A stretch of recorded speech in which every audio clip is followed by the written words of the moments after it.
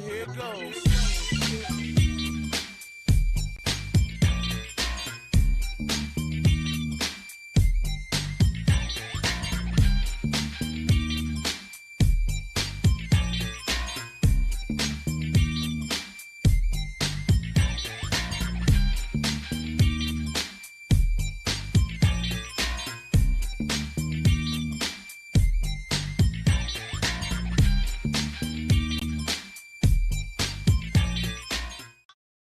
Good day. What is going on? What is going on, y'all? I am not a fan of morning streams, but I do have an announcement, beautiful people.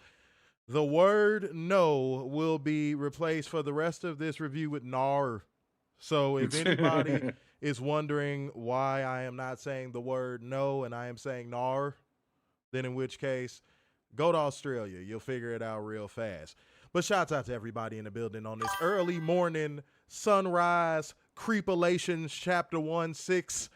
Ladies and gentlemen, welcome to your WWE Smackdown live review. This is your boy, Mr. Starksign. Big Dub. I'm going to take another nap after this. I'm going to take another nap after. I haven't even had my bowl of cereal. And I need my cereal. I need either my cereal or my iced coffee. All one word, my cereal or my iced coffee. All one word. And if I don't have those things, I'm not the nicest person to fucking be around. I'm just going to be real, especially not in the morning. I am not a morning person. I am very much so a night owl. But fucking Australia.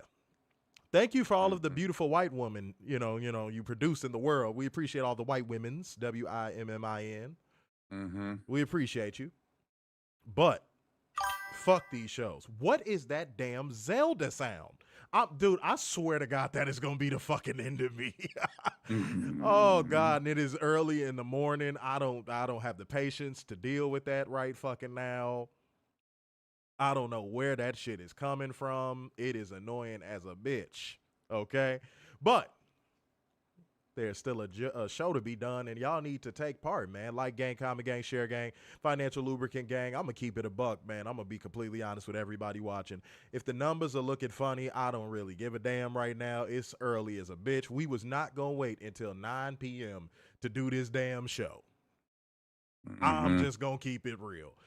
I told Werner, I said, y'all, we going to knock this show out early in the morning when it actually comes on.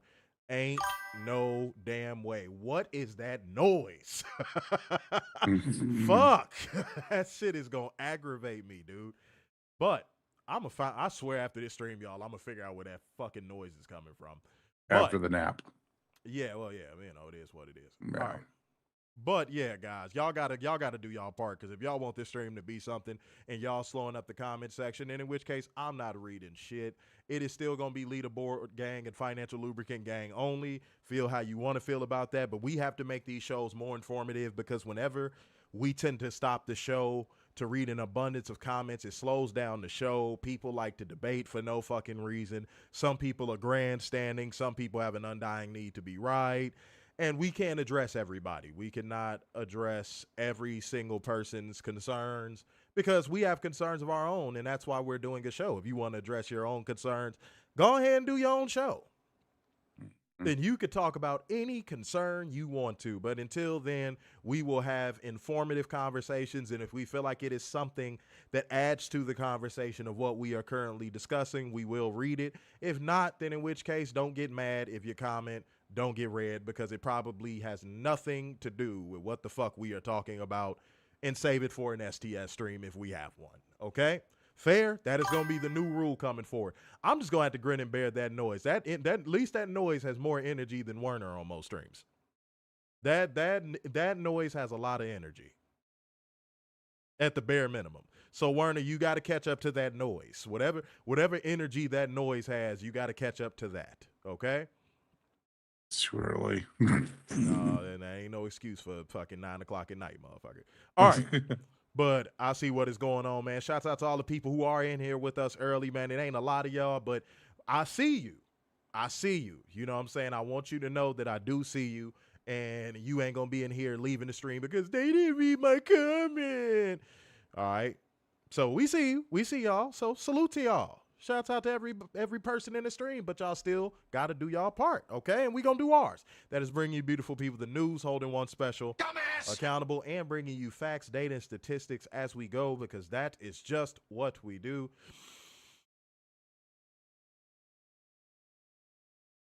Nar, that's what we do. That's what we do. I told you the word no was going to be replaced with nar. I'm a man of my word, and I plan on sticking to it, and that is exactly what I'm doing. You got to respect it. So let's not delay y'all any further. Let's go ahead and get into the nar. Go ahead. Carlos Silva wants to help people get to WWE. Nar. Already. Nar. No. Nar. Nar. God damn it. Do I have to talk about this? Do I actually have to fucking talk about this in the morning? It just hit me. Bro, I'm not gonna lie. Y'all are seeing real emotion live right now. Do I have to talk about that right now?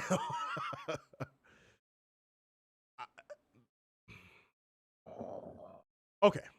Warren, I think I'm gonna have to long story short this one. And while I'm doing this, I'm gonna adjust my backlight, see if that changes anything. It looked like I was sitting in a cave somewhere. It might be a little bit bright. It might be a little bit washed on the contrast, but fuck it. At least y'all be able to see me. I'm dark skinned. No, that's too washed. I'm not doing that. But what was I finna say, y'all? I'm gonna make this a very long story short. Y'all gonna see my beautiful chocolatey skin. Fuck that. I'm not finna sit here and play these games right now. All right, there we go. Shit. Live your purpose. All right, there go that Zelda noise again. Okay. In the nicest way possible, Werner, I'm going to be very respectful when it comes to this with Carlos Silva, because I've been giving him the business, pause if necessary, on his comments and his interview quotes and all of that stuff. Carlos Silva is a cuck. Yep. Very respectful way of putting it. Carlos Silva is the epitome of what it means to be a corporate cuck.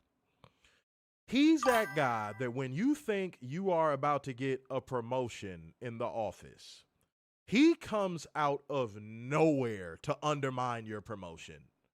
And then when he finally does get the promotion, he doesn't even do nearly as good of a job as you would have done in the same position.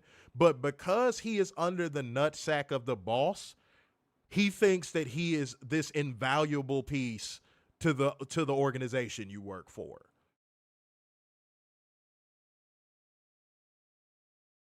That's it. Like, I cannot think of a better way of putting it. I can honestly not think of a better way. I've had a lot of time to really sit back and think on what I want to say about this Carlos Silva situation. And guys, that's about all I got, really. At this stage, that's all I got. The dude is a glorified corporate cuck. And when I say glorified, the reason why is because if he wasn't even getting interviews and he was just kind of sitting in the shadows, would we really mind him? Would we really even care about him? Let's be honest. We wouldn't give a fuck. We wouldn't even know who he was for real.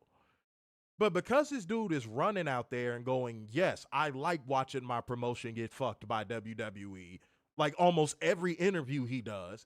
But then to put the cherry on top and say, hey, if somebody wants to go, I won't stop him. If anything, I'll push him there. Dude, I hope you're not married, because I hate to see what your bed sheets look like. Bro, I would hate to see what your bed sheets look like under a black light, homie, because I'm certain that there are so many men fucking your wife. God damn it, that noise. Dude, when I find it, I'm zapping the shit out of that fucking noise. I swear to God. I swear to God. Oh, man. Hold on. Let me check something. I think I know what it is, too. I think I know what the fuck it is, too. That is going to get on my damn nerves, bro. Yeah, I'll come back to that. I cannot deal with it. It is so fucking weird. All right. But let me do this, too, real quick. See if that fixes it. If it don't, then I'm going to keep going. But, yeah, Carlos, I can't even say this is you falling on your own Excalibur because, dude, you don't even have a sword. You don't even have a sword. Y'all know them inflatable swords you used to be able to win at a carnival? y'all, y'all know them inflatable swords you used to be able to win at a carnival? That's what Carlos Silva has right now. But he's going into battle telling everybody that's saying, dude, stop being a cuck. He's going into battle telling all those people, what do you mean my mighty Excalibur will have you meet your permanent end? And people like, no, Carlos, Carlos, it's not Carlos. It's not a real sword. It's not, bro. It's not. Stop. Just stop. Just stop. Because the only person you're fooling is you. The only person that believes what is going on right now is you. Mm-hmm. Dude, I'm sure even your own talent doesn't believe you and think you need more people.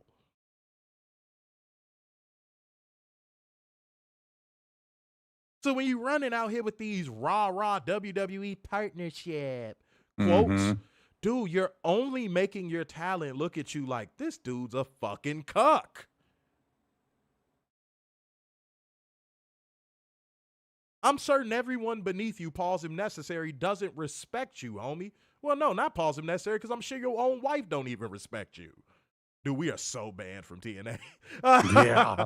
I don't care, though. Like, I don't care. I don't care to but I don't care to work with a promotion that's WWE adjacent. I don't care. I don't. It doesn't bug me like it bugs most people. Dude, it bugs a lot of these content creators that they can't be WWE adjacent. It does not bug me. I don't go to sleep at night like, oh, why doesn't WWE accept us? No, you won't see that. When I take this nap after this stream, I promise that won't be on my motherfucking mind.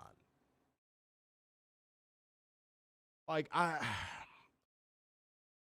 yeah, I'm going to start calling him Carlos the Cuck, bro. I'm just going to keep it a bean. I'm just going to start calling him Cucklos. That's going to be his new name from here on out. His new name is going to be Cucklos. That's going to be his new name with me. Everybody who is watching this stream right now, put Cucklos in the comment section. All right, do that for me real quick. And Warner, give your take on this, man. I want to know what deal that Cucklos is getting after TNA is being bought. Like, it's got to be some sweetheart deal for him to be talking crazy like this. There is no way to have the president of technically a competitor go, hey, if you want to get to WWE, I will help you. I will hold your hand and walk you right to the front door. Where do you ever see that in business anywhere? Anywhere. Like, do you see Tim Cook going, oh, you want to work for Microsoft? Let me hold your hand and get you over there. No. Let me ask your opinion on something, and just leave it to opinion, because I can't pass this off as fact because everyone thinks differently. But like, let's do this as opinion. This is an opinion-based question for everybody too. If your favorite player on your favorite team, right? Like, let's say, I don't know, like you, Alex Alzone on the Detroit Lions, right? Your favorite player. In every post-game interview, he was like, man, I really want to play for the Bears. Every post-game interview for like 3 years straight. He's just like, man, the playing for the Lions is cool, but I really want to play for the Bears. What would be your words? Like, as a fan, how would you feel about that? Release the fucker. That's how I'm sure a lot of people who actually do care about TNA feel about Cucklos. Mm-hmm. Can we be honest? Like, can we actually be honest? I know being honest is taboo. I know these days in 2025 being actually, intellectually honest. Let me make sure I put, the proper context on it. Being intellectually honest is so taboo these days. Everything is about sensationalizing and clickbait and memes and viral, and like that's what everything is about nowadays. But I'm gonna be intellectually honest about this. I do not, for the life of me, understand people that can rally around someone that believes in the same type of things and carries themselves in the exact same type of way as damn cucklos. Mm-hmm. Because there's people running gigantic organizations right now that are like cucklos that people actually rally around them. Now, it could be for their own personal benefit and gain, because they're taking advantage of that person, but still, it inevitably reaches a point where you like, all right, dude, you kind of going out sad. Let me tell you what people really think of you. Mm-hmm. What's going to be that moment for cucklos? What's going to be that moment where somebody pulls him to the side and they like, dog, like I was chilling because my paycheck's always clear, but like, bro. Ooh. Like, who's going to be that person? That's my curiosity, because it's going to happen. It's inevitable. It's going to happen. Like history, the records of history will show that whenever somebody functions and moves like that, there's somebody that gets into their life that's like, hey, you got to snap out of it, dog. I would think somebody higher up at Anthem would have taken him to the side and said, what the fuck are you doing? This is a property we want to keep, and you're acting like this. Get your shit together, otherwise you're going to be in the unemployment line. You know what Cucklos is starting to remind me of, dog? He's starting to remind me of that one person that just walks around because they've had so much dumb luck in their life, they think nothing bad can happen to them. Right. Like, because they have had so much dumb fucking luck in life, they're just like, can't happen to me. Can't happen to me. It's never happened to me. Like, why would I worry about it? It's never happened to me. And then it happens, and that person is just like, life is unfair. Yeah. And it's like, no, motherfucker, you didn't coast it through most of your life with dumb luck. And then the one time you face any adversity, you just fucking collapse. That's what I think Carlos is going to do. When that one person does walk up to him and is like, hey, bro, shape the fuck up. He's going to be like, oh, why are you victimizing me? WWE's a great partner. That's kind of what he's doing in these interviews. Mm-hmm.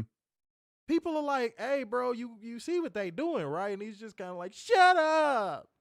It's a great partnership. You'll see. Mm-hmm. But I think I agree with Warner. I think it's going to take for somebody over him to be like, hey, bro, once this TV deal come through, we could start making some money off of this, right? Mm-hmm. We ain't going to really need WWE like that. You know that, right? And he's probably going to be like, no, we do. Go ahead, Warner. Well, yeah, I mean, again, I would be shocked if like they get the TV deal and like WWE says, hey, here's pennies on the dollar for TNA. They're going to be like, fuck you. Like Leonard Asper, the founder of Anthem, the president and CEO, is going to be like, no, we're not giving up TNA. That's what I think it's going to take. You know what, Warner? We just see that's why we have discussions, because we want to get to a solution. We don't get in front of these cameras just to hear ourselves talk. Like, that's real easy. There's a lot of podcasters that do that. Like, if that's something you enjoy, there's tons of podcasters that do that. We actually do try to get to a solution. We talk through until we get to a solution, because that's what men do. That's what real men do. Okay? And if it can't come to a solution, hey, it might have to come to the fisticuffs. But me and Werner ain't got no reason to fight. So, no. But like, yeah. That's what I think it's going to take. I think it's going to take for them to get that TV deal, and WWE's inevitably going to knock and be like, hey, so about that sale. Mm-hmm. And I think whoever is heading up Anthem needs to be like, no, fuck you. Leonard Asper. Leonard Asper. If we actually had competent journalism, somebody would be going to Leonard Asper and saying, hey, so after the TV deal, are you guys going to be selling to WWE, or are you guys going to be keeping TNA? What's the future for Anthem and TNA going forward in the next 5 to 10 years? Yeah, like once TNA becomes a net positive, what will be the response? That's exactly how I will frame that question. If I had a chance to ask that guy the question, I would ask him the question just like that. I would say, once TNA becomes a net positive and they have this TV deal and things are going well and it's money to spend on talents longer than 6 months. Oops, I'm sorry. I wasn't supposed to say that. Uh-oh. Oh, oops, my bad. They out here giving poverty deals, homie. If WWE is selling dreams, TNA out here giving poverty deals. Like I'm talking about, I've heard 6-month contracts, 3-month contracts, week-to-week contracts, handshake deal. Bro, I'm dead ass. This sounds like something an indie would do. Dog, this is like inside information. The only thing people have actually heard about, because all these other journalists are fucking trash, and because they're TNA's WWE adjacent now, you don't hear about the negatives anymore. But yeah, no, TNA is handing out all different types of deals. And they're only giving like big money deals, not big length deals, but big money deals to people like the Dudleys and the Hardys. They're basically making the LOL TNA mistakes you've expected them to make, but they're making them a little bit quieter now because they're adjacent to WWE. See, you get that WWE wall of protection when you're adjacent to them. Mm-hmm. Because if they weren't, I'm telling you, y'all would have been hearing about this. There's talents working on handshake deals in TNA right now. There's talents working on week-to-week deals right now. Month-to-month deals right now. 6-month deals right now. And the only people who had 6-month deals, and I will put my sources against anybody, the only people who had 6-month deals were the champions. That's nuts. From what I was told, the champions and like 2 or 3 other talents. But there's a lot of talent on the TNA roster that didn't even have deals beyond 6 months. See, this is the stuff you won't hear because, again, TNA is now WWE adjacent. But no, I'm not going to tell anybody watching this show right now, demand more from your media, because when I tried to tell y'all to do this, when I tried to tell y'all demand more from y'all media, demand more from WWE, demand more transparency, instead all y'all did was sit in them comment sections glazing and putting comments so you could try to get your little fucking likes up, and y'all wasn't doing what we told y'all to do. Tried to tell y'all motherfuckers. I really did. Don't get mad at me. I really tried my best. All right, Robert came through with the 10 schmack rules of the financial lubricant, saying early morning lit feast. Just getting out of work, we'll rewatch the stream on Playback. Ain't nothing wrong with Playback Gang. We appreciate our Playback Gang as well. Salute to all of our Playback Gang. You are appreciated. Okay? But yeah, man, that is going to be, that adds to the conversation because obviously that is a super chat. So yeah, if you want to join in on the conversation, we cannot derail our streams for any one person's talking points anymore. I hate to say it, but in order for this platform to grow continuously, we have to do a show for everyone and not just for our general truth seekers. Now, the truth seekers, we still love y'all. Y'all know that. But yeah, we have to do it for the general public because I'm starting to see us grow a little bit. And if we just read every single fucking comment or every single thought that comes to everyone's mind, every show is going to be 2+ hours, and we just can't do that. Okay. All right. And I say it with love. I love y'all. Y'all know that. I say it with love. I really do.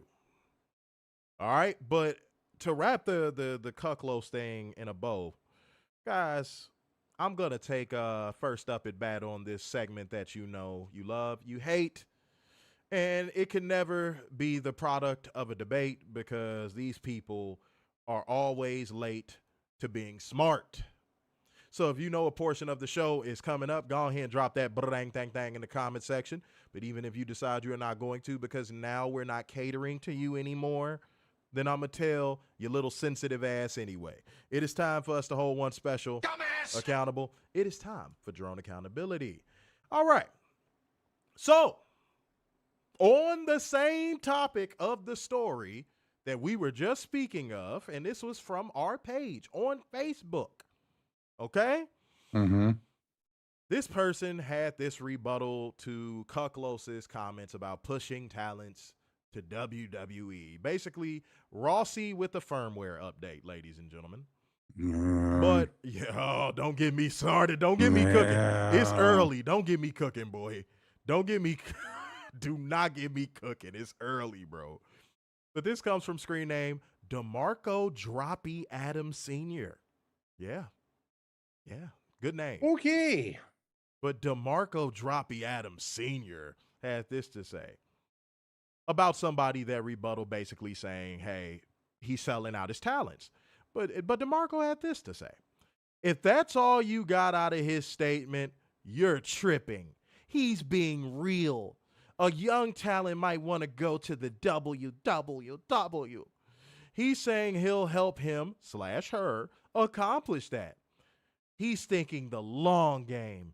The talent that goes to WWE and becomes a star, give their working relationship. That star makes an appearance for TNA, putting more eyes on the product. It's chess.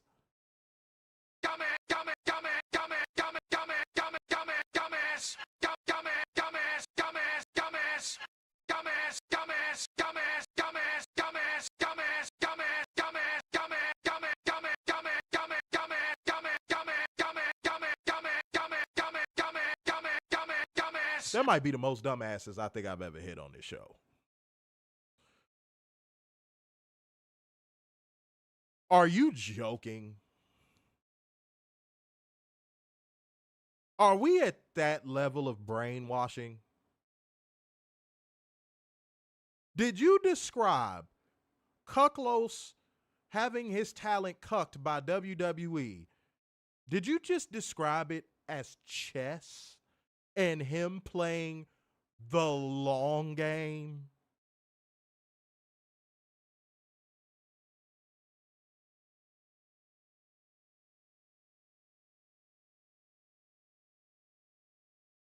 Or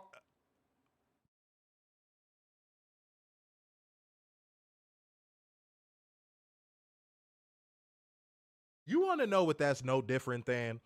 I think some of the worst dating advice or relationship advice a man could ever receive is this one quote right here. And I'm sure all of the fellas watching right now have heard this, and this might cause you some chest pains when you hear it. Some of the worst advice you will ever receive after a relationship. Let's say you just broke up with this girl, but the reason that this girl gave you for breaking up, and guys, get ready, brace for it. I need some space. I feel like if this love is meant to be, it'll come back around. When you hear that as a man, even when you were in your simp phase, and yes, we all went through a simp phase. Nobody in here was born John fucking Redcorn, okay? When you were going through a simp phase, you believed that. But once you got red pilled, you immediately figured out, holy shit, this bitch is saying this to me so she could go ride the cock carousel, and if that fails, then she'll come back to me. When you realize that for the first time in your life as a growing man, it feels like you are getting stabbed in the chest with a broadsword. That shit hurts. Because the woman makes it sound so genuine, doesn't she? I just need a little bit of time, a little bit of space. You know, I really care about you. And then they hit you with this. They hit you with this one too. I got love for you. Oh. And you believe it like the young, dumb fucking idiot you are. You believe it. And then when you realize what that really was, oh my God, does it hurt? Oh, you like, wait a minute, that's what she was doing? You get that one homie to tell you what's really going on, that one OG to tell you what's really going on. It's even worse. This didn't happen to me. I ain't gonna lie. This didn't happen to me, but I know it does happen to some men. It's even worse if you live in like a smaller city. Like you're like, let's say it ain't got to be like a small town, like a hick town and no shit like that. Like you live in a smaller metropolitan city. And like you see that girl out with another dude, bruh. To all of those dudes that have ever gone through that, I feel for you. I feel for you. See, I just had the OG put the game on me. I didn't have to see it. Thank God. Thank God. I did not have to see it. I just had an OG tell me like, hey, man, you know this shit is like over, right? I'm like, no, she said if. And I'm like, oh, God. Looking back on it, I'm like, oh, God, Jesus Christ. No, man, she coming back. She coming back. Then that OG is like, no. I'm in the button. No. We've all done it. We've all done it. Again, if you want to do that fake alpha male John Redcorn bullshit and say, that ain't never happened to me, I've always had the best luck with women. If you want to be one of them weirdos, sure, be my guest. But ain't none of, guess what? Y'all know what I'm finna say. We don't believe you. You need more people. You ruin it every time because you can't keep up with the words. But you be like Peopoly. Peopolis. But yeah, no. That is what that's like saying. That drone accountability is what that's like saying. That is the pro wrestling equivalent of that. Oh, it'll come back around and it'll be better than ever. No.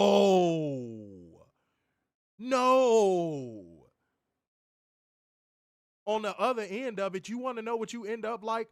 Heartbroken. That's how you end up. After you realize what that yo girl is actually doing during space time. Look, I tell a bitch, I've only ever had it said to me one other time since that first time. I told that bitch, oh yeah? Oh cool, go work for NASA. Bye. That girl never heard from me again. She hit me up like 4 times after I said that to her. One of them times was the very next day. I was like, you didn't need much time. You was in outer space for a quick little second. What happened? Did the ship crash? What happened? She was like, no, I was thinking and I changed my mind. I'm like, no takebacks, no cobs, as we say here in Chicago. No cobs. You got to be an older Chicagoan to know what that means. But yeah, like, dude, no, that this isn't chess. This isn't Cucklos playing the long game. He's just being cucked. Simple as that. And you WWE fucking drones I bet y'all are eating this up with a spoon because your world's favorite monopoly just continues to get stronger. But real professional wrestling fans don't endorse this bullshit. They don't. If anything, the general consensus is this is predatory.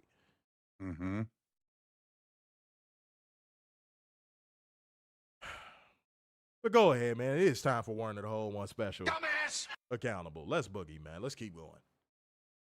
This is from Twitter. This is from B.S. Hamlin. Nar. Who started off his tweet with a quote from Bryan Danielson. Okay. Apparently Bryan said, Mercedes Moné in 2025 is better than Ultimo Dragon in 1996. Okay. To which BS said, and I quote, man, Can you imagine selling your soul for a silver spoon billionaire like Tony Khan? Holy shit. So much respect lost for D-Bry. Insane comment. He called him D-Bry. Yes. Send that to me. I call bullshit. He called him D-Bry. Mm-hmm. Send that to me. Yeah, no, send that to me. I'm hitting the button. Dumbass. Yeah, send that. So yeah, I need to see that. Sent. That needs to be seen to be believed.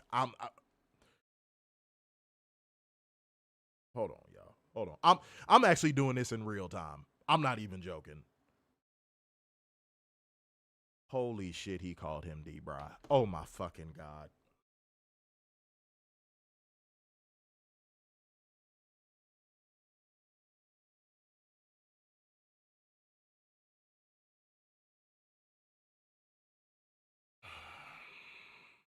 It's too early for this shit.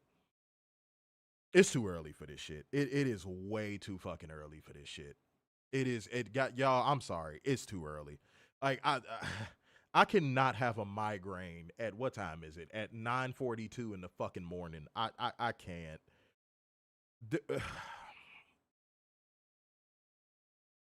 I can't believe I'm saying this. That damn drone accountability almost made me wish we did this shit at 9 p.m. I don't have the tolerance for that type of stuff in the morning. I just don't. Oh, first of all, the whole first half of that drone accountability. If WWE drones projected any fucking more than they already do, you'd be able to see them from the end of the fucking universe.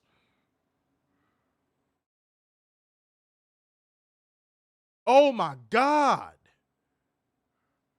I swear. Dude, if WWE drones projected any more, it would be observable from the end of our universe. And I bet drones are too dumb to even know what I'm referring to.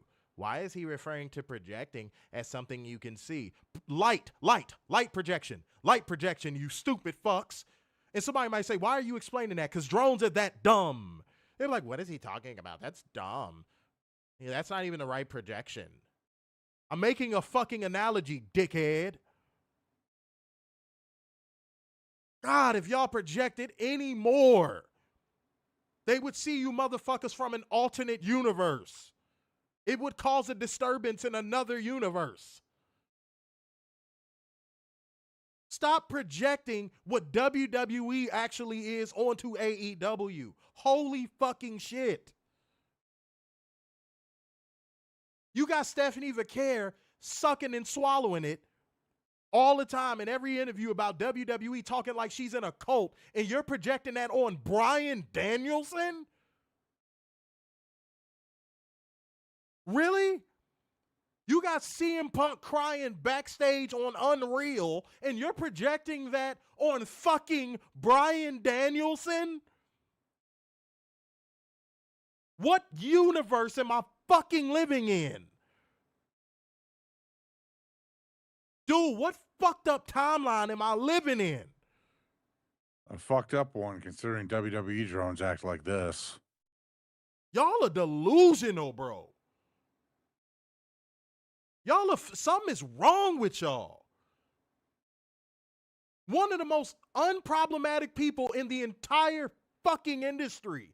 And you projecting billionaire dick sucking on him? On him?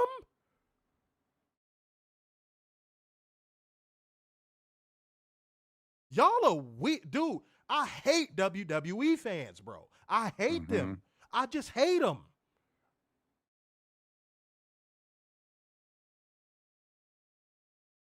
Like, dude, that is projection at a level I don't think I've ever seen.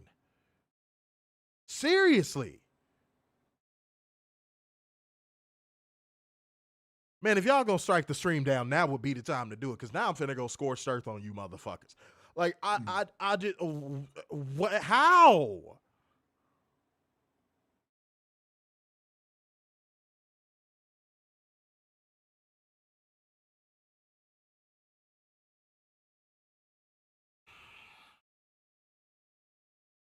That is, bro, that is something. That is one of the worst drawn accountabilities I think I have ever heard on this show.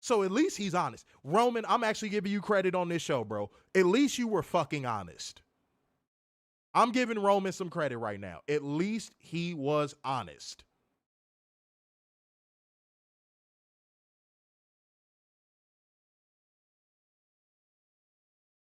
God damn it, Warner. That dude, that one gonna stick with me all day, bro.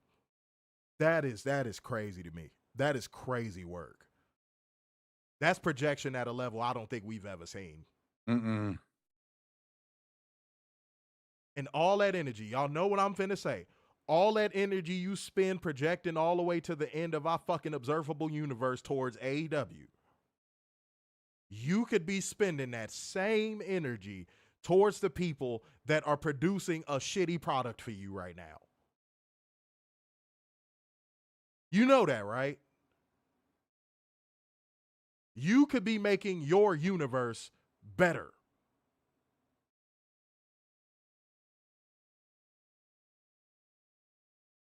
Weekly Steel Chair came through with the £5. There we go. Appreciate you. You know what I'm saying? Appreciate you, man. Appreciate you. Said this is the same guy who Vince asked to stay in 2021 for creative purposes, but Brian said it's best to move on. Didn't say anything negative about WWE. That's a dude, because he loves the business. He respects the business. He wants to see the business grow.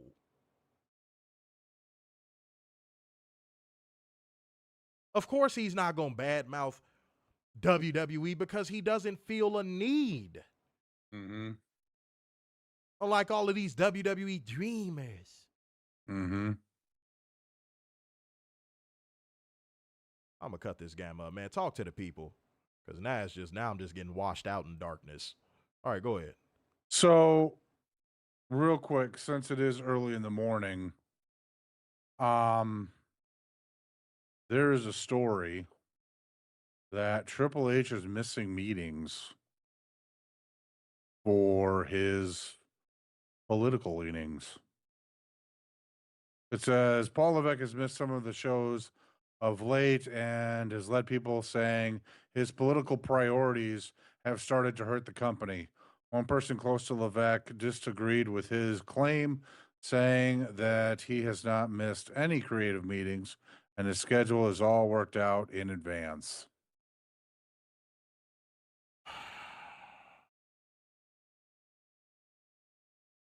By the way, y'all, I this is actually how I really look. I had to fix the light. And that's the beauty of being in a place with a lot of natural light, is that you don't have like a prison wall to reflect your light off of to where you just always look like you're in light. Okay. So shouts out to natural light. This is how I actually look. I burn easy. Yeah, so like, cause guys, I don't really adjust my settings. Like, I don't adjust brightness or saturation or nothing like that. So that's why it looked so dark, is because I'm basically in a dim room with natural light seeping through the window. So yeah, this is my actual skin tone. so yeah, I just want to get that out the way, because I know people are like, what the fuck is going on with his lighting? Why the fuck? But let's get back to it, bro. Let's get back to it, because you just brought something up. That's a bonus. So I want to make sure I understand this story properly. Is he missing WWE creative meetings, or is he missing Donald Trump meetings? It just says he's missed some shows of late. Oh, see, just say that then. Okay. So he's missing shows in favor of what? Led people saying his political priorities have started to hurt the company. Who's saying it? Sources.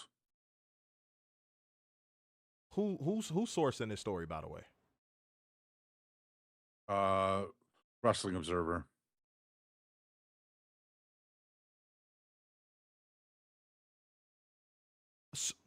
I'm gonna tell you why that doesn't make any sense, and I'm just going, and shouts out to Meltzer, shouts out to him. I'm gonna tell you why that story doesn't make any sense. They have leaned so far into their political leanings, if you shall, already, that like, why now would that be an issue? You get what I'm saying? Yeah, I don't. I mean, they've been that way forever, even before the old man left. So That's like a shopkeep that allows somebody to come into his store and steal from him, right? And then hmm one day he's just like, I'm tired of you stealing. Like, you let this person steal for like the last year. Now you tired of it? Like that don't it doesn't make sense from a logic standpoint. Like, I don't know. Logically, it just doesn't make sense. Like, we watched Triple H be at fitness meetings for the president and shit. Like, that don't add up. Some about that don't add up. It feels like, you know what this feels like. I put it together. I reached the solution in my mind. Well, not the solution, the conclusion in my mind. I think I know what's going on. This is WWE probably striking some sort of agreement with Wrestling Observer to feed them more stories in favor of them getting a good spin out there. yeah, probably. That's what this feels like. That's what this feels like. We'll give you a leak if, or leaker, pause if necessary. We'll give you a leaker if you put this story out. hmm We got to get the positive spin back out there about us. Like, I don't know. It just, the timing is weird. Like, everything about that story is just very, very, very, very strange. I don't know. I need to see, I think I need to see a follow up on that story. You know what I'm saying?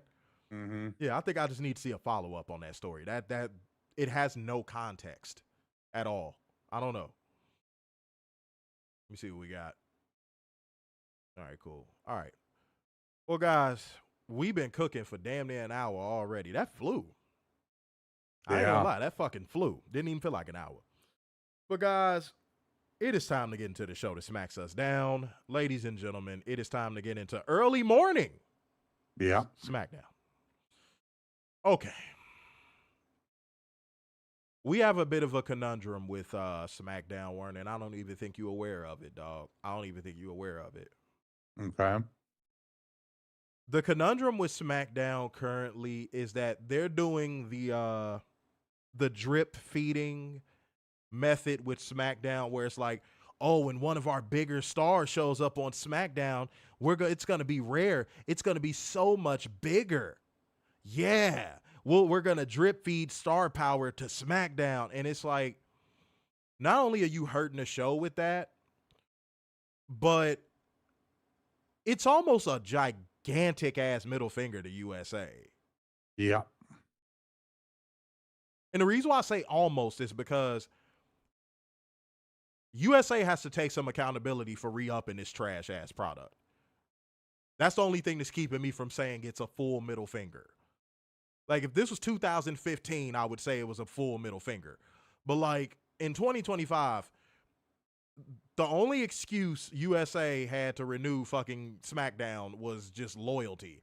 It ain't because the product is drawing. It ain't because, like, there was no reason to renew this product. It just wasn't. So what are they going for? I asked that question before we even get into the show, like, fully. What are they going for with this? Because, like, just having them show up, that's not, nobody cares. Because most people are thinking, you want me to tell you what a fan with a brain that is actually functioning is thinking? Oh, they drip fed me Stephanie Vaquer this week. Oh, well, I shouldn't get too excited. She's probably not going to be on SmackDown next week. That's what most people are going to think. hmm So what's with this, like, drip feeding of stars, like, onto fucking SmackDown and overloading Raw with them? Like, I don't get that. Like, the Netflix wave of, like, oh, we got to put all the top stars on Netflix. Like, that's gone. They've already fucked that up. That's meaningless now. Like, WWE is cold product on Netflix. That's not gonna, like, trying to put all the stars on Raw is not gonna get that rating up. No matter what they No. do, the product just it's bad. So, like, why are you drip feeding stars on SmackDown? I just think I don't know what their strategy is.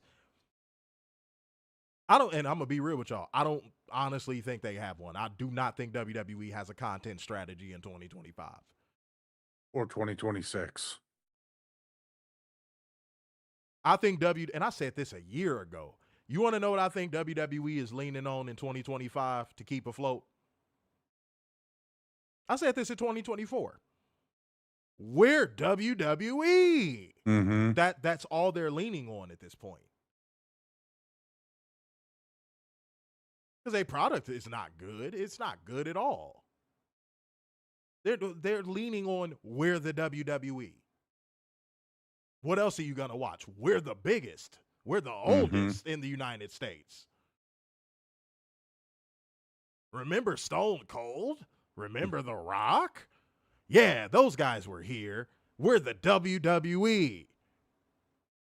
That's what I think they're going into these boardrooms and selling to these people to keep buying into this shitty product.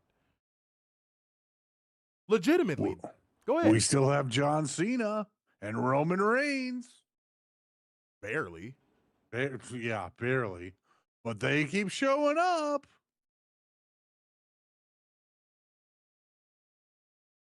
So like I don't know what they're doing. And this show was like the epitome of that. This show, I was just like, what are they doing? Like what's the end goal? Like what are we going for here?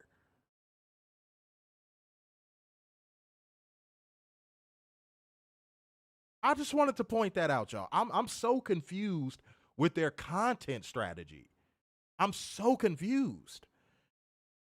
I think it's just them trying really hard to pop a rating every show. And then next week, it's the same thing, even though they fail at it every time. It's to pop a rating and so they can go back to those boardrooms and go, see, we did this. And then they had a prototypical foreign soundboard audience for this show. Mm-hmm. And even yet and still, it was a person in the second or third row this entire show that was holding up signs basically calling out all of Triple H's dumbass creative decisions.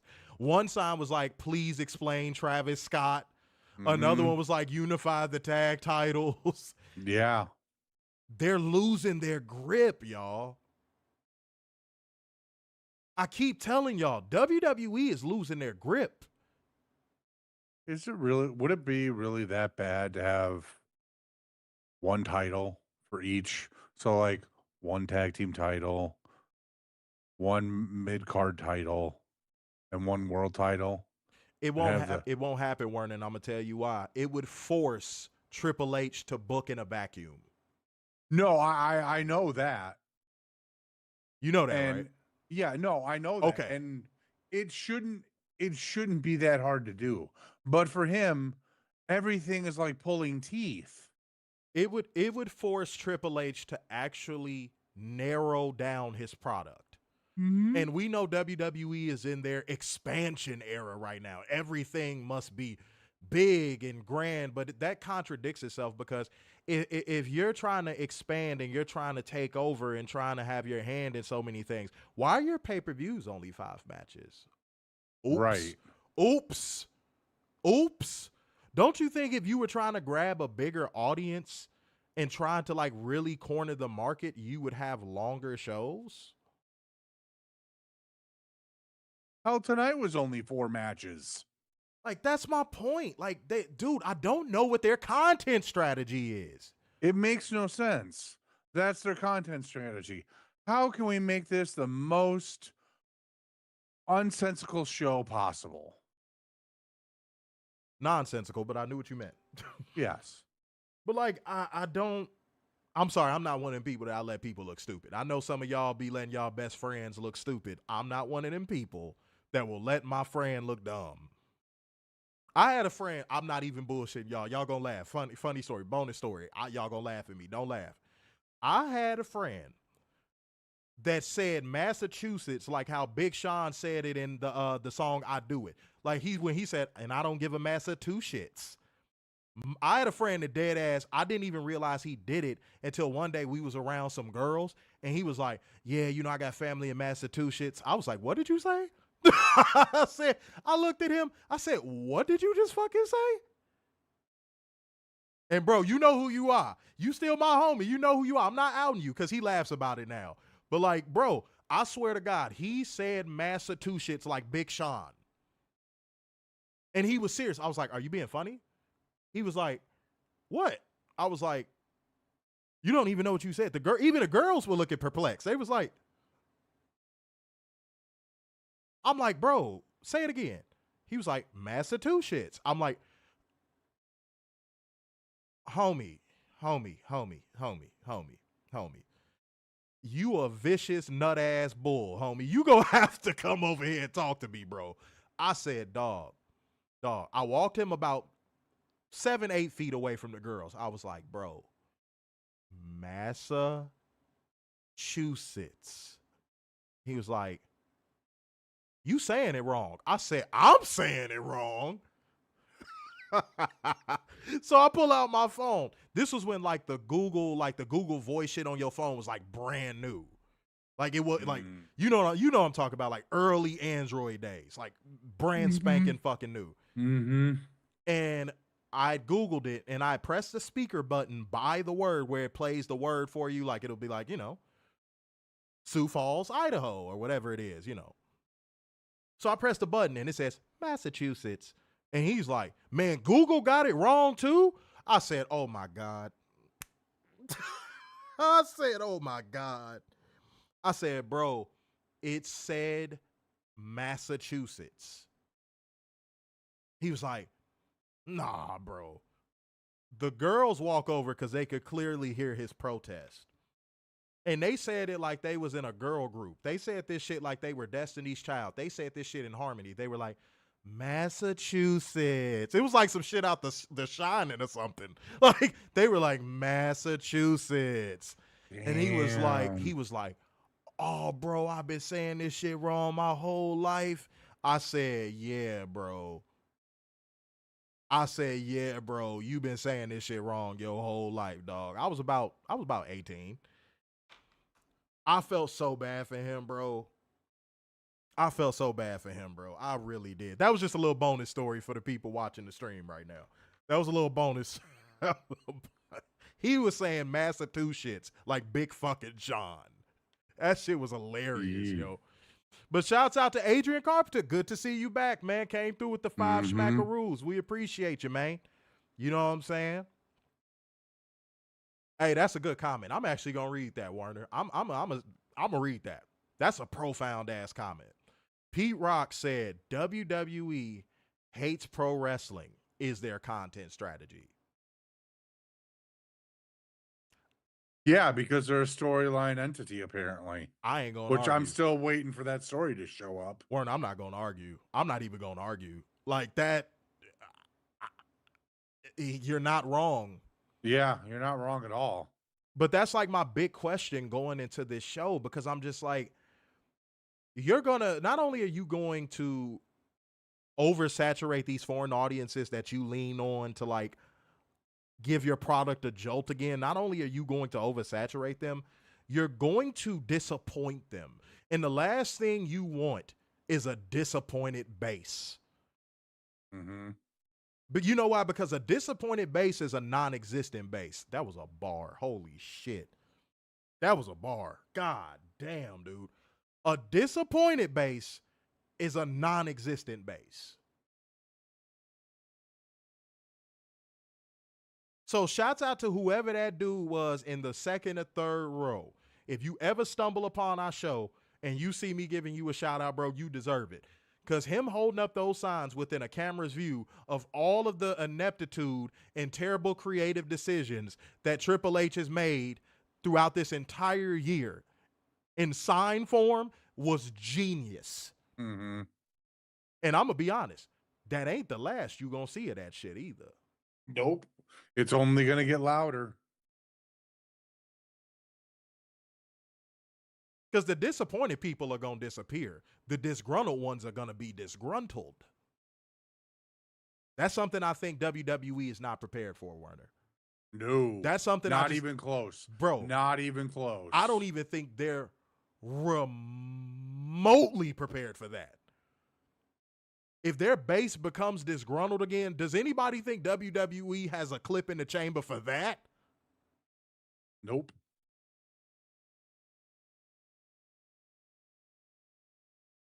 Does anybody think WWE has an assault rifle ready to fire if their crowd becomes disgruntled like they did in 2019? No, I bet you what they're going to do is they're going to do what they did in 2018 and go, you're the authority now. That ain't going to work this time, bro. We listen to you. That ain't going to work this time, bro. I don't think it is either, but that's what they're going to try to do because they think that, oh, that worked last time when it really didn't. That's not going to work. They're going to see right through that bullshit. Right, and rightfully so. What am I saying? And rightfully so.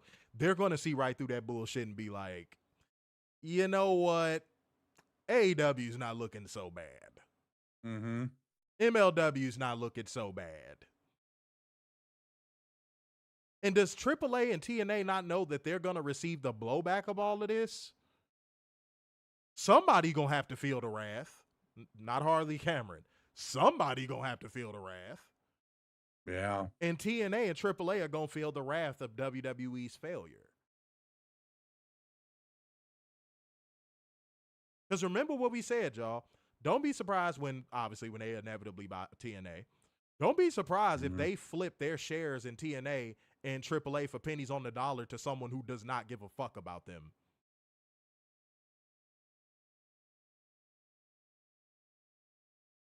Don't be shocked.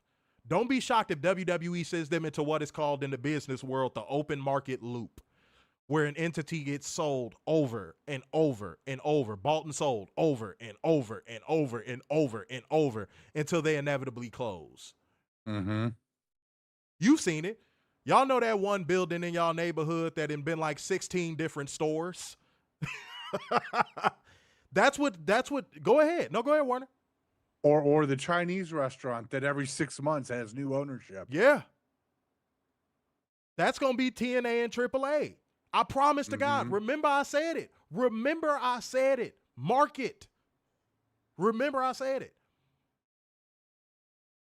When TNA and AAA end up in an open market loop because WWE is so frustrated at their failures, y'all going to be like, damn. Oh, and by the way, because I know some smart aleck is going to probably come in here and be like, you were wrong about the Santos Escobar thing. No, I wasn't. And I'm going to tell you why. If y'all read the full article, not only did they give him more money, but they gave him the selling the dream talk about his creative. Even though we know it's bullshit, they still sold him on his creative. So no, I still wasn't wrong. And also, shouts out to us. That WWE ID stream, I'm going to say it definitively now. That is the best piece of Covalent TV work we have done since the existence of this channel. Yep. I'm going to be real. That has aged like Nicole Ari Parker. If you don't know who that is, look her fine ass up. That is aged like Layla Archieri's fine ass. That is the finest woman in the universe to me. Even though she older now, she probably can't get pregnant. I'd still try. Okay. Never hurts to try. But yeah, that stream has aged magnificently. That is the best piece of work Covalent TV has done. And here's how you know it's prophetic. All I did was post a link. And shouts out to everybody who shared it. All I did was share the link and say, this is some of our best work. A lot of prophecy in here. And I didn't even do nothing. Within like the first 20 minutes of that post going up, that stream had got like 12 new views. Just in the first 20 minutes of me posting that link. People are out here. That's why I call y'all truth seekers. People are really out here seeking the truth. But they don't know where to look for it. You know why? Because the truth is unpopular. The truth is underground. And it always has been. People get killed over the truth. That's a fact. Nipsey Hussle got killed because he told the truth about a motherfucker that he was in the neighborhood with. He said, hey, man, I'm hearing your name on some paperwork. You might need to get that cleaned up before you get seen around here. And what did that bitch-ass motherfucker do? Kill him. Mm-hmm. Because he told the truth. Because he told the truth. That's like hood 101. Even white people know that. If you on some paperwork looking like a snitch, you don't go back to the neighborhood. Mm-mm. Everybody knows that. I think the only group of people that don't know that is suburban white people. Literally every other group of people knows that. If you caught snitching, you don't return to the scene of the snitching. Unless you want to die. Right. And he didn't even outright call him a snitch. He just said, hey, man, I'm hearing your name on some paperwork out here, bro. Mm-hmm. I'm trying to look out for you. I don't want you to get got, basically. Mm-hmm.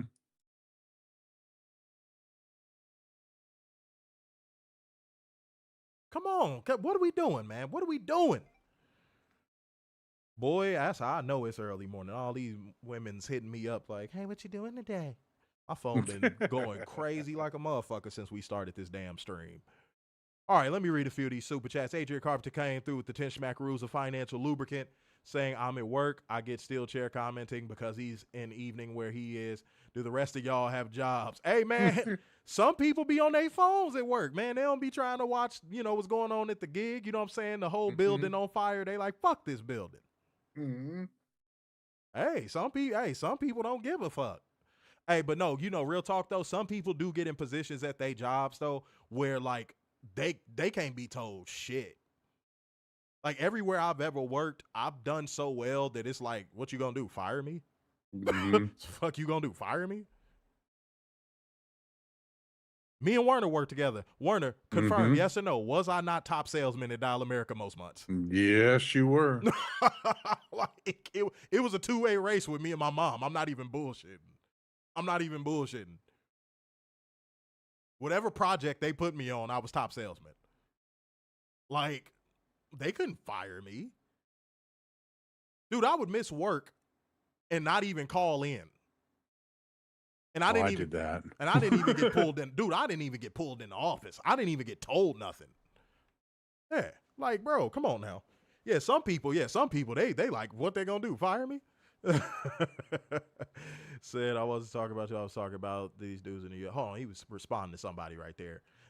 Said 11:14 a.m. here in DC. Shouts out DC, man. I keep telling people I rock with DC tough because that's a tough city to make it in as a brother.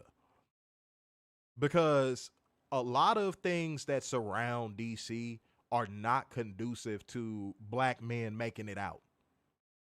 You know what I'm saying? Like, there's a lot of like structures and systems that are put in place in DC that it's just like, it's real tough to make it out of there. So shouts out to DC. Shouts out to all my brothers in DC, man, because that's a hard place to make it out of. Baltimore, too. That's a hard place to make it out of.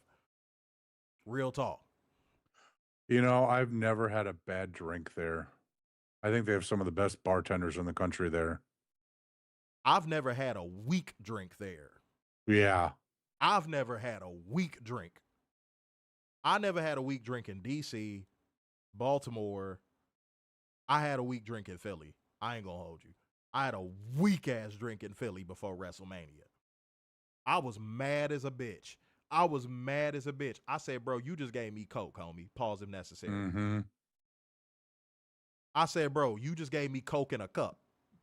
You didn't put no liquor in here, bro. Like, this is a fake drink. Like, bro, if you don't go remake my drink, I dead ass snapped on bro. I was like, bro, put some fucking liquor in there. And then this Latino walked over. So the experience was made up for. Y'all getting all the bonus stories. It's the morning. Fuck y'all. But then this Latino walks over. God bless her heart. I remember her name too, Melinda. Shouts out to you. She worked at the whatever that is that the Lowe's Hotel over there by where the Eagles play? It's like a casino in there. It was like a carnival down the street. It was dope. Oh, wow. Yeah, it's dope. The whole area is dope. You got, where the Phillies play is right there. Mm-hmm. And yeah, Melinda, she walked over.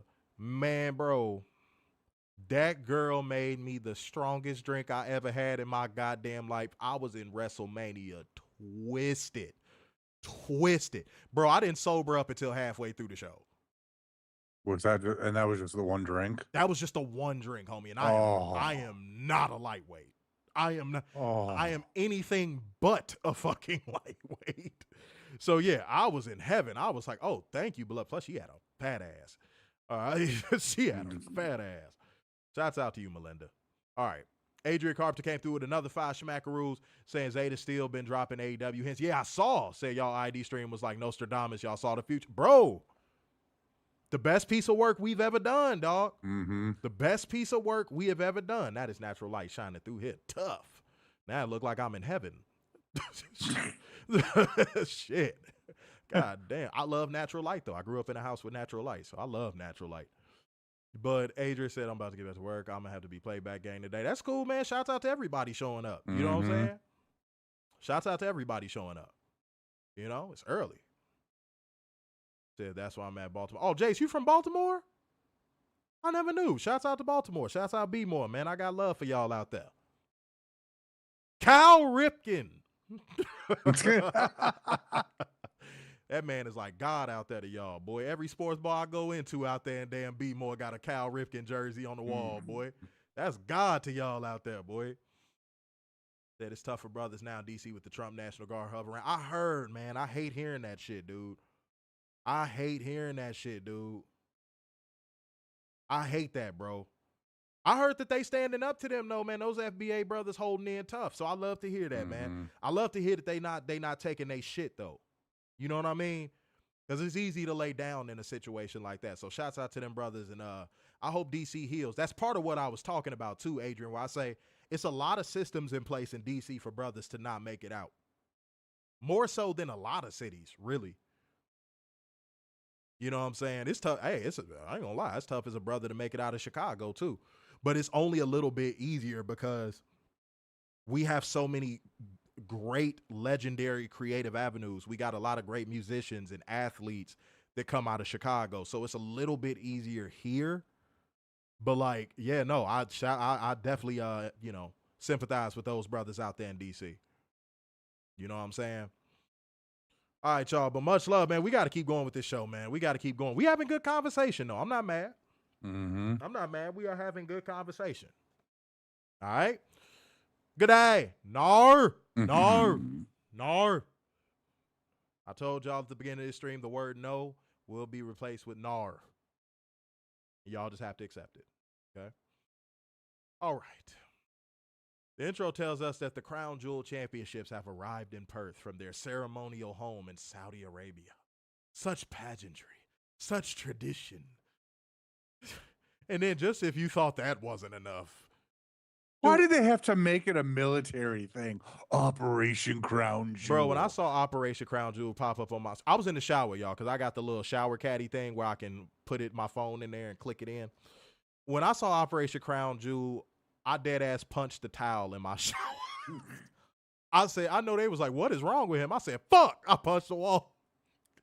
Dude, because immediately they pissed you off, Warner.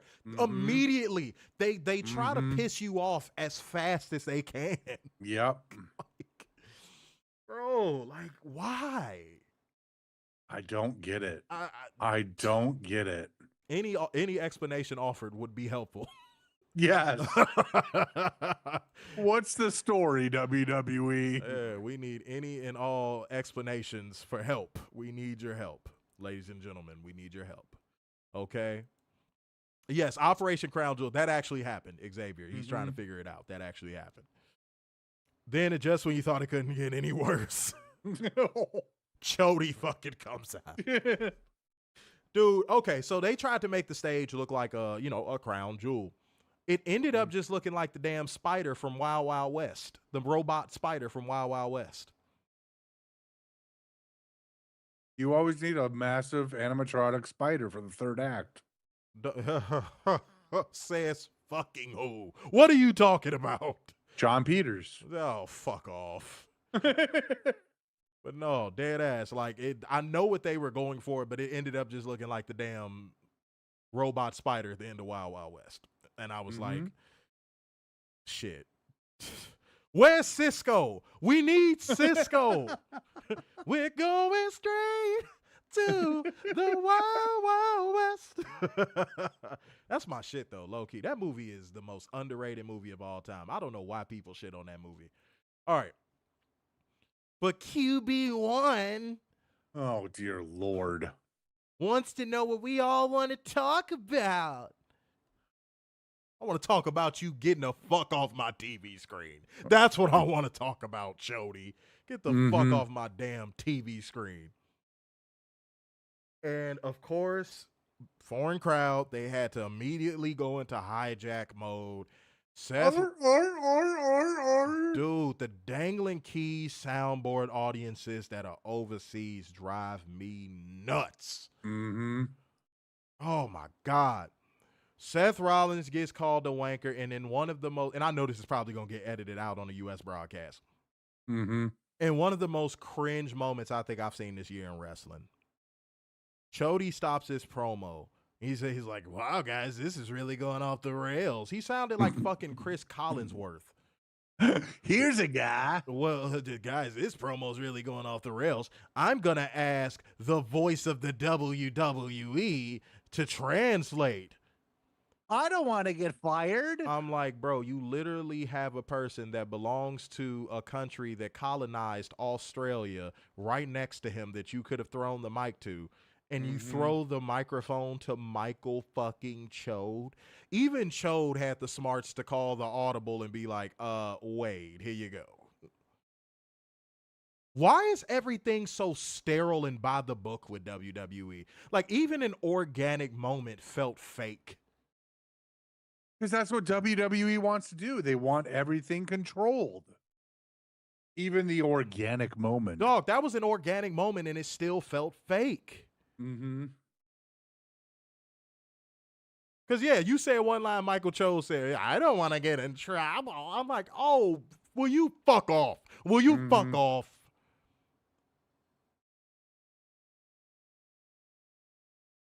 Give me a knife. Dude, give me a knife.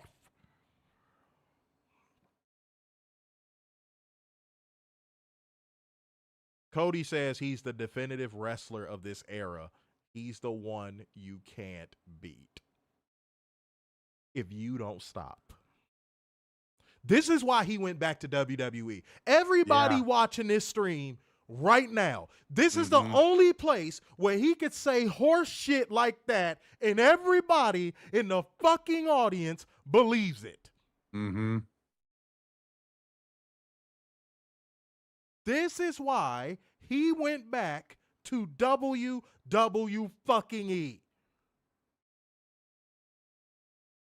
Right here. You think he would have got that line off in AEW? Answer honestly. Answer honestly. Oh, God, no. God, no. Do you think he even attempts that line in AEW? No, because he knows he would have gotten clowned. Chody, for the love of fuck. Yes, please throw tomato. Throw every goddamn tomato available. Throw tomatoes. Dude, when he said that shit, I wanted to cut it off already. I said, dude, who are you crapping with this shit? Who are you actually trying to pull this over on?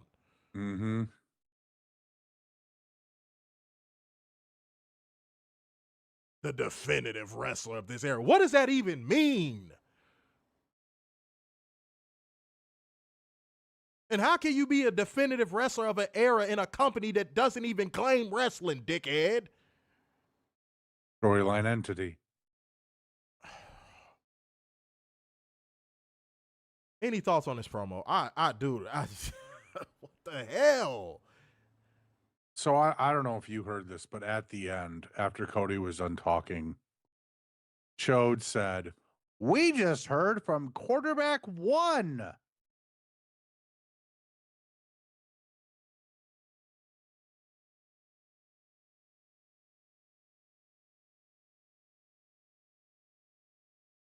Cody has now, and has been for the last while, gone to the John Cena school of promos. He said fucking nothing. Werner, I've been saying that since he got back. Yeah. I've Well, literally been saying that since he got back. You immediately heard the shift in his promos. Immediately. Immediately. Like he immediately started cutting fucking Cena promos. That's how you could tell he was happy to be back. He like, oh, I could actually cut these promos and they get over. Try it. Go ahead, bro. I'm sorry. I just there was nothing there. There was nothing to get me to go, you know, maybe I should spend that $30 so I can see Cody and Seth fight. Nothing. Not a gosh darn thing. Nothing that Seth did on Monday. Nothing. That's going to become, hold on real quick. That's going to become the new saying. I give it about 2-3 years. You going to see that become a catchphrase. Like, I wouldn't be shocked to see that become a t-shirt. Michael said, thank God for AEW. Dude, that's going to be a catchphrase in like 2 years. That's going to be a thing. I hope you know that.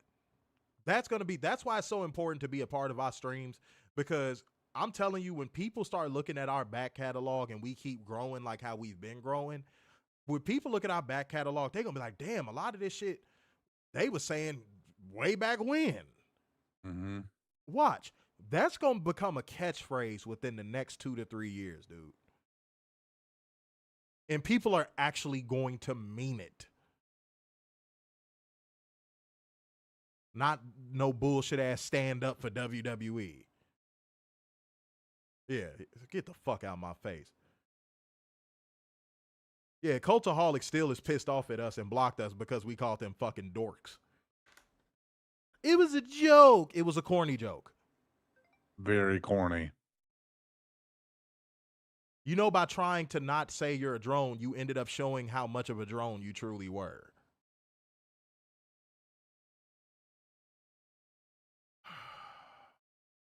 Anything else you want to say on your favorite wrestler, Cody? He is not my favorite wrestler. The definitive wrestler of your era? He is not the definitive wrestler of my era. He is a waste of time and a waste of space. Honestly, I don't know how Hunter keeps pushing him like he does. I'm the fact that we haven't seen the booking downfall of Chody yet is surprising. Because I broke this down a while ago. Triple H only books people well that he sees a little bit of himself in.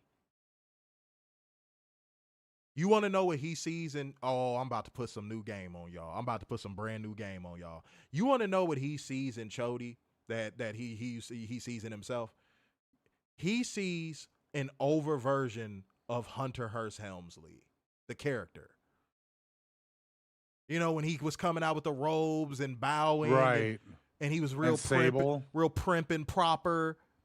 That's what he sees. He sees an over version of that. I bet y'all didn't even think about it that way, did y'all? He only pushes wrestlers he sees a little bit, on the men's side at least, that he sees himself in. Or he wants to be, or want it to be.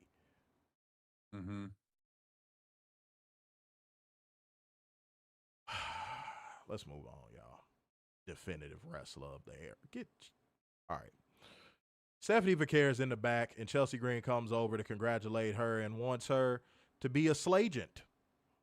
She never make the same offer to Tacky Tom. I ain't gonna lie, that's kind of funny. That's kind of funny because she's very tacky. Chelsea leaves when Tiffany Stratton shows up, like typical babbling, gossiping bitches do. And the champs both agree that they're a team tonight, then opponents tomorrow. Duh. Right. Duh. Yeah. That's a thing. Yeah. That is a thing. That's why you're competing together tonight, and that's why you signed on a contract to face each other at a pay-per-view. Yeah, that's the Way to go, WWE on Build. like, Just we way don't to go. like we don't already know this. Yeah. Was that supposed to build tension? Do they think that was storytelling? If it is, then we're in a lot more worse trouble than what we are. All right, man. Backstage, Chody runs into Jacob Fatu, who says he's coming for the belt after Crown Jewel. Didn't we just watch Jacob Fatu lose? Yep. What the fuck? What the fuck? I didn't think I would get this charged up. I just like, dude, when you have to relive it and and go through your notes and reread it, like it makes even less sense. He's ice cold.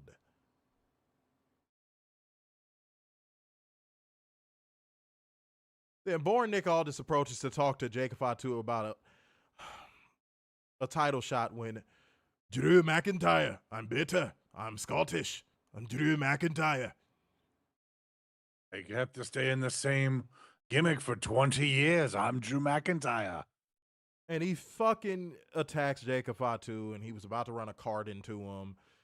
But then Nick Aldis stops him, and Jacob Fatu tells him he doesn't want the help. You just propositioned Chody for a title match trying to cut the line, but you don't want help from the general match.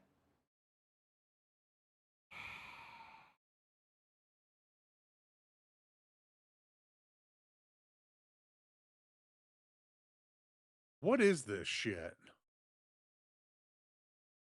Dog, I feel like I'm finna short circuit. I gotta calm down. I gotta calm down. I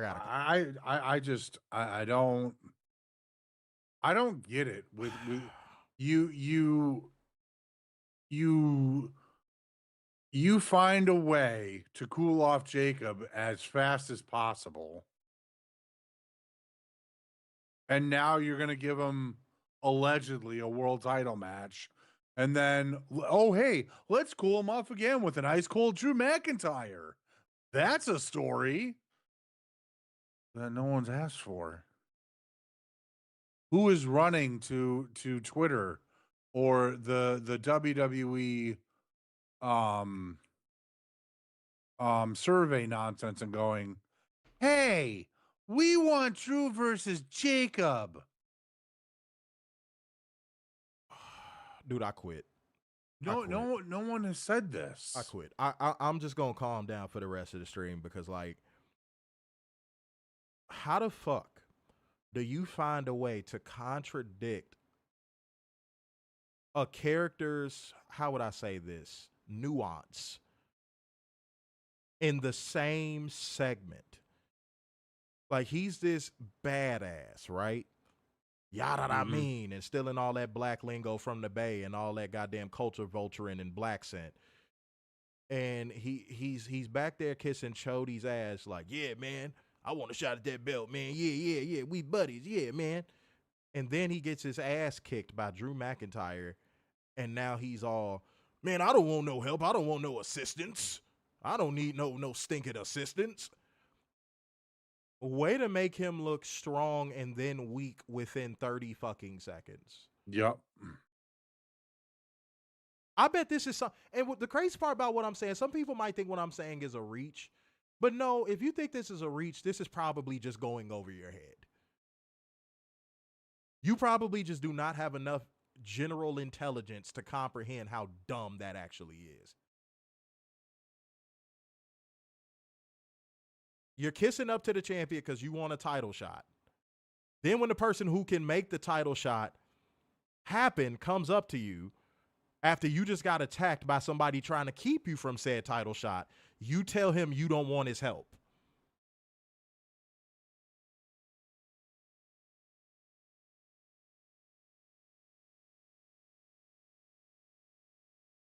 Can anyone watching right now, if you are a drone, a fair walker, just a general WWE fan, can you make that make any sense? Any? Like even a little?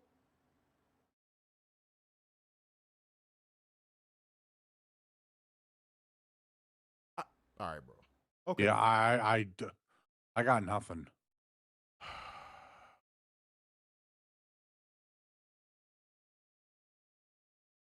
No, Weekly Still Chat, that's too creative. Said could have reestablished him as a heel by taking a shortcut to get the title shot of the match. Like, dude, it's not rocket science, bro. No. And plus, that would have been a welcome twist.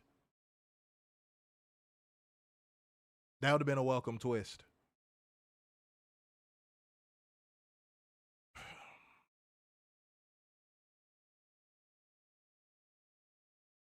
Let me calm down, dog. Let me calm down. And for Warner, why does SmackDown always do this to me? Because it's the worst show. I'm going to ask everybody a question.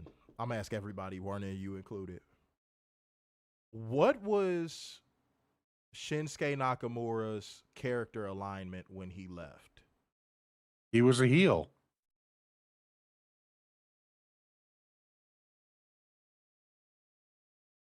So why the fuck did he come back as a babyface with his old thing?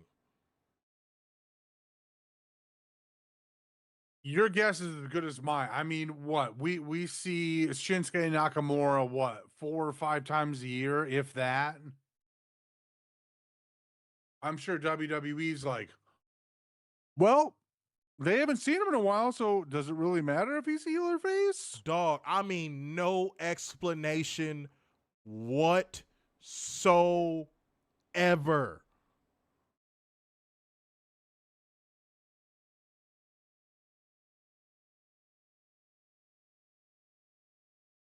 None. Mm-hmm.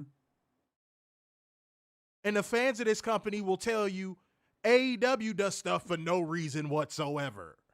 And then when they get told what the actual reason behind what they're doing is, they go, well, that's stupid. You know what's stupid? A motherfucker who is cutting all these creepy fucking heel vignettes like he's a fucking Kill Bill character, and then he just randomly comes back as a fucking babyface.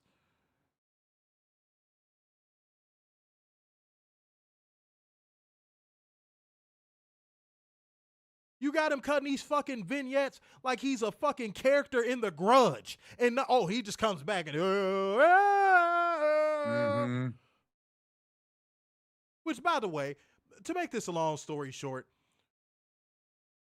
my family's tantric would show up and fucking fuck this match up. But Yep. here's an important detail to note. Sammy Liberal was not getting cheered in this match. No. How many times, Triple H, how many times does the crowd have to tell you what they actually want for you to give it to them?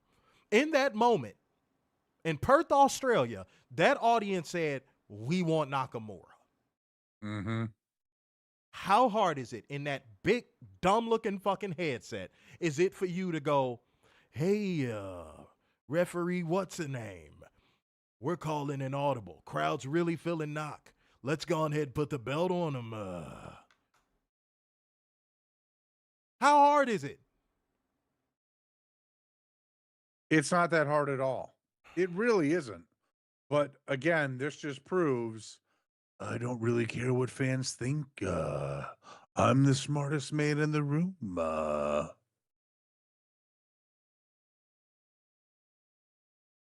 And look, I'm gonna hold both parties accountable. There's times where Tony Khan could do that too.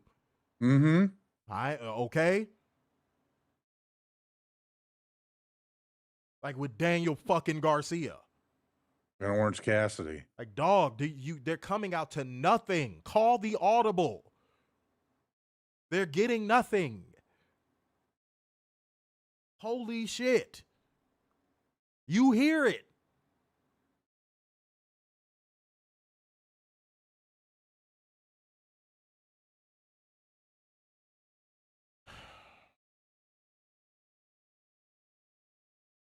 But yes, the my family's tantric would show up. They all have face paint now. Solo Sikoa is the only one that don't got damn face paint. Mm-hmm.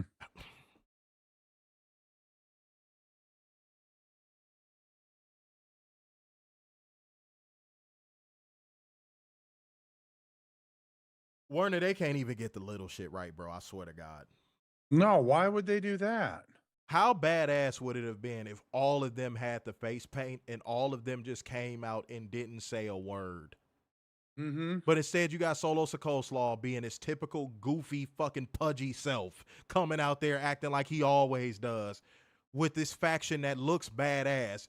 And you just no, Jeff Cobb did look ridiculous with the face paint. I ain't gonna hold you. Yeah. But yeah, because he has such a wide everything. Pause. Like he's just so wide. Like even his head is wide. He's just wide. But like, bro, that would have been dope. That would have been dope.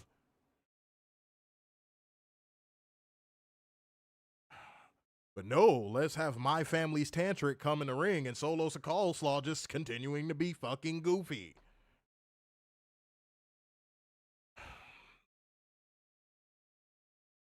My question is who is he pissed off?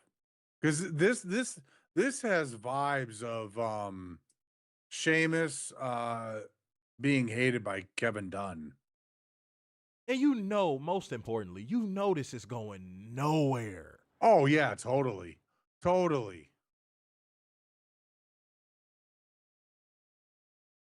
But they attack Sammy Liberal and Shinsuke Nakamura.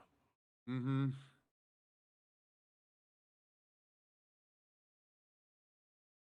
Boring Nick Aldis after oh God.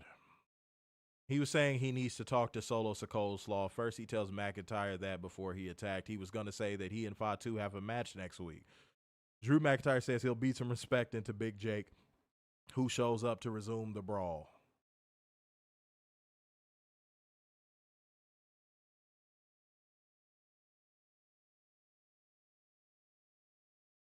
I'm going to move on, bro. I'm going to move on. Stephanie Vaquer and Tiffany Stratton obviously defeat Giulia and Kiana James via pinfall. Tiffany Stratton on Kiana James. Giulia, this WWE experiment has been a failure. That's one person that you have not heard in interviews like, oh, WWE so great.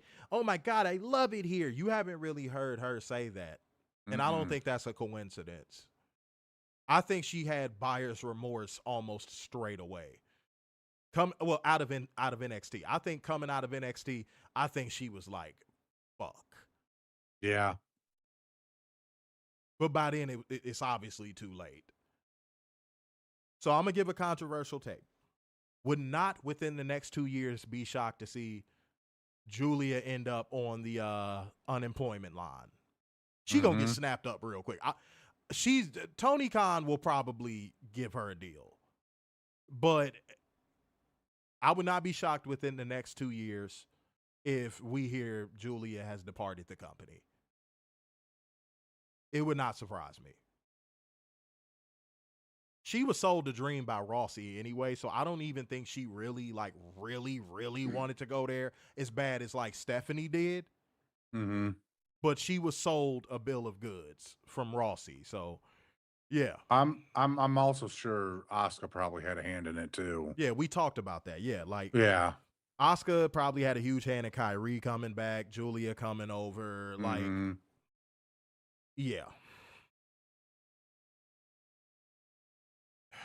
And Io is just happy to be there. I don't see her leaving. Io is very just like, look at me. I'm here. Wow, things are so cool. Yeah, she's brainwashed. Yeah, she's not leaving. If she did, I'd be stunned.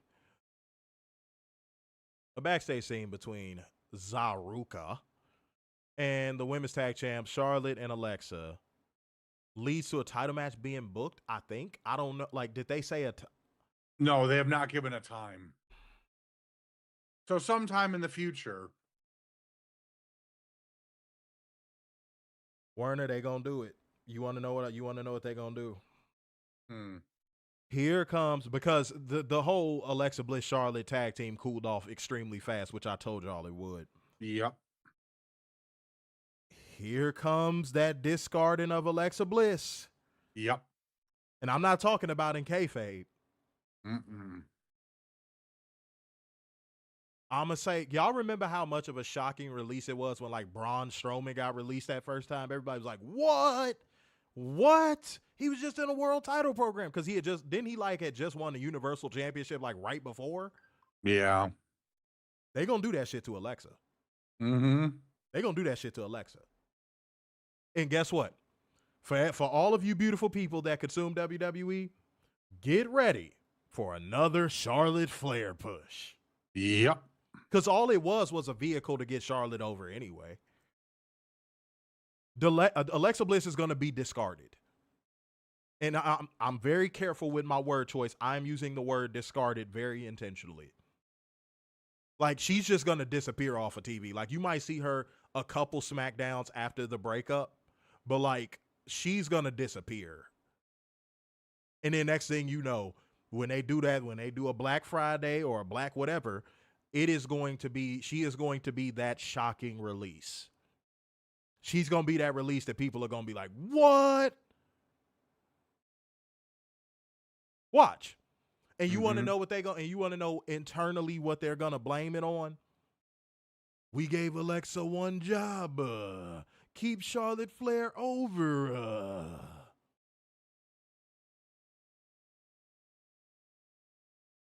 Watch.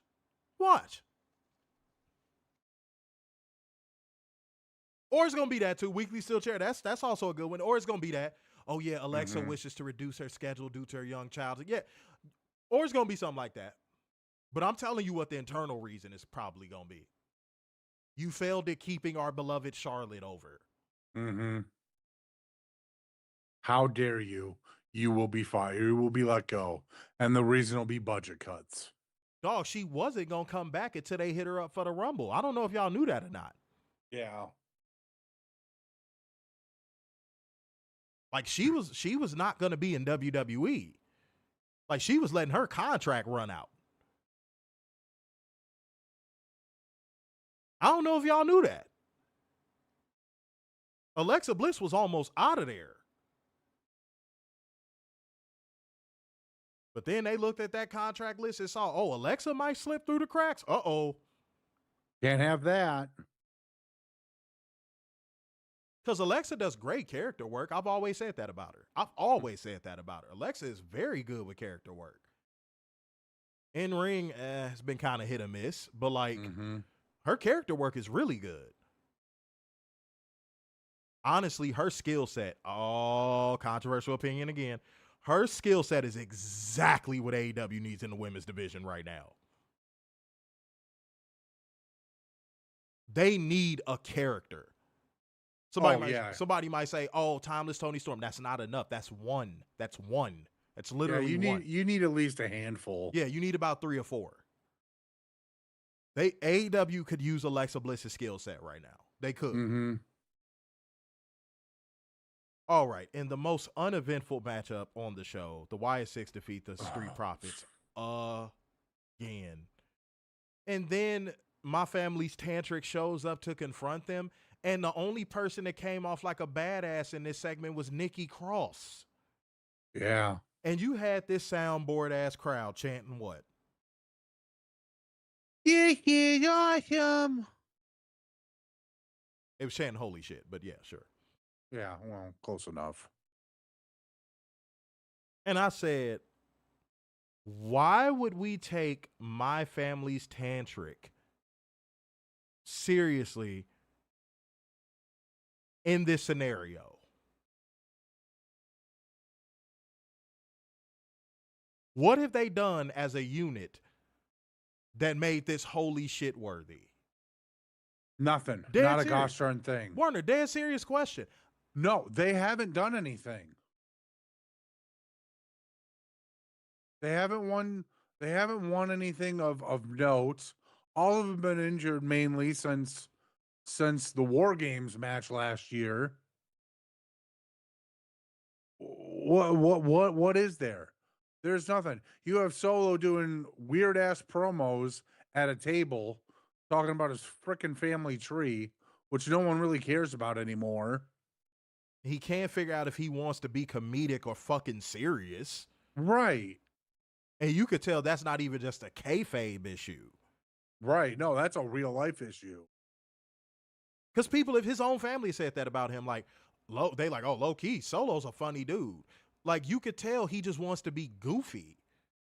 Mm-hmm.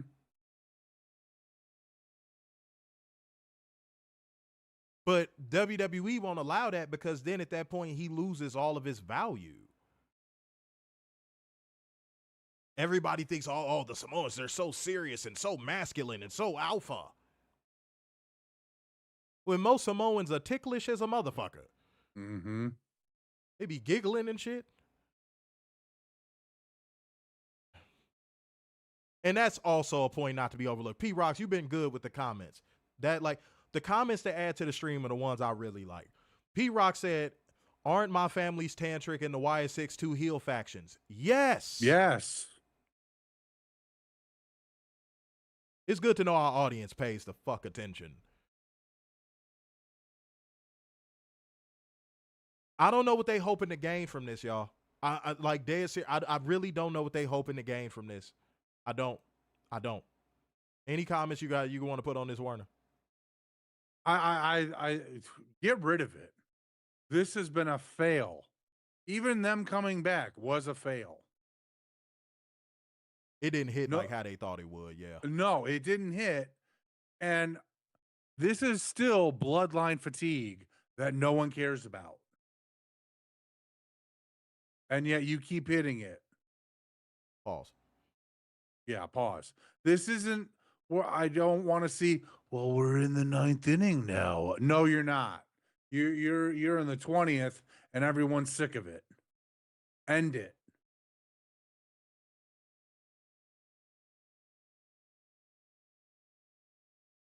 And the biggest thing, and you said it earlier this stream about this whole shit that bugs me, dog.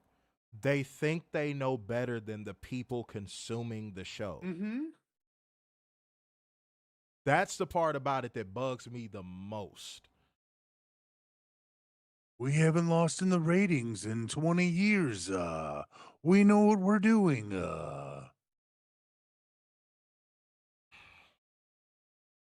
You've also been coasting on goodwill for the last 20 plus years. Which that should be dead and buried 20 feet under. Dog, if you snatched away WWE's name value right now, like you had a gauntlet where you could just snap and remove WWE's name value, they would die almost immediately. Mm-hmm. Moving on. After a recap of him attacking Carmelo Hayes last week, Kathy Kelly's little sexy ass catches up with the Jizz backstage. She doesn't wish him happy birthday, but does get him to say he took out Carmelo Bow Wow because Melo Bow Wow said he didn't need him. He's the spotlight and Melo missed.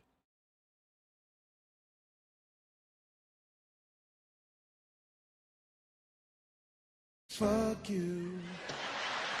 Oh, fuck you, fuck you. Fuck No one cares about this. you, fuck This you. one, you have an ice cold Miz. 2, you have little Bow Wow trying to make trying to be bigger than what he really is. And everything's just not hitting here. Father God in heaven, Jesus, keep my sanity. Keep my sanity. I'm trying, bro.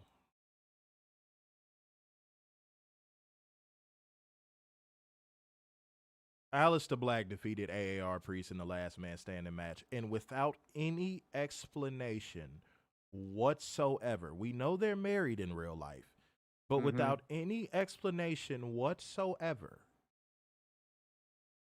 Now is Zelina Vega tied to Aleister Black in kayfabe? Like, she just comes out there towards the end, and nobody knows why. And then they go to a fireball spot. See ya. We're edgy. Just like that other place. And then that black mass missed by a country fucking mile. Oh, yeah. And AAR Priest jumps off of their little perch that they were on like a fucking stunt man in a goddamn Steven Seagal movie. Mm-hmm.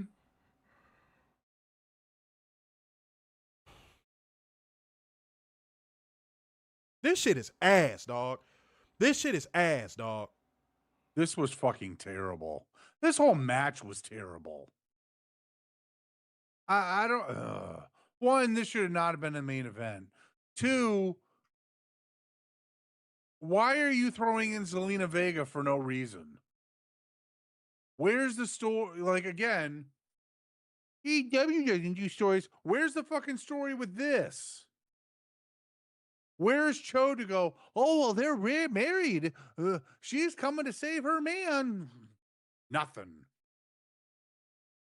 Yes, this was the main event, Jace.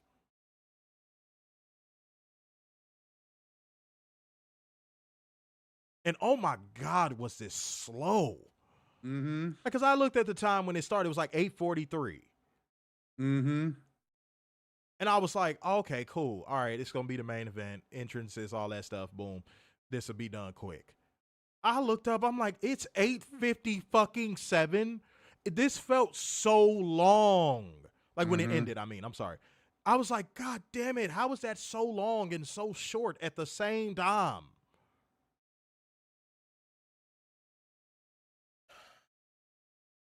And now they're back to not even giving their audience the full allocated time of the runtime of the show. Yep. Now they back to this again. How many times do they got to rob you in broad daylight? The irony of me saying that, by the way, and we doing this in broad daylight. How many times do they have to rob y'all in broad daylight for y'all to say, enough is enough, I'm getting my concealed carry license? Yeah. So the next time you thinking about robbing me, I'm going to shoot back. Mm-hmm.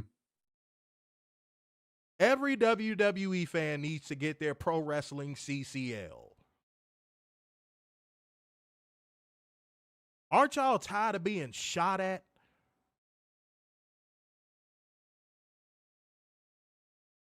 Shoot back. Take your money off the table. Take your attention and time off the table. Mm-hmm. -10, no moment. -10, no moment. Fuck WWE. Like in the worst way. Yeah. All right, y'all. We approaching literally 2 hours. It's crazy because, man, we had a lot to cook on in this stream. Wednesday is probably not going to be like this. Oh, by the way, real quick programming note, we will not be live next Monday. Okay? No. We will not be live next Monday. Okay? I just want to let everybody know that straight away. We will not be live next Monday. Okay? Watch the Lions beat the Chiefs. Hey. Want to see my Bears get revenge on them Commanders, boy. Mm-hmm. You know what I'm saying? But I couldn't even listen to Tupac Hail Mary after that game. I couldn't. Shit. But clear the air. If it's early where you at, or if it's late where you at, man, make the best of whatever you got going on, dude. Make the best of whatever you got going on. Make today a great day. And that's what I want to clear the air on. You know what? Thank you guys for showing up this morning. Yes. Daryl and I had no clue what this stream was going to be like. So thank you guys. Thank you for showing up today and rocking it out. We appreciate that 100%. Even got some financial lubricant in this bitch. Mm-hmm. So salute to y'all, man. No, that's really dope. But y'all, we finna get the fuck up out of here. So therefore, going once, going twice, and so to the man with the braids in his hair. So sign up yet again. It's the epitome of black excellence, the king of dimes, the just your boy, Mr. Starksign. The big enough hope worldwide, the Messiah, semi-cute sixes, and the internal pessimist, Big Dub. Peace out, y'all. See you tomorrow.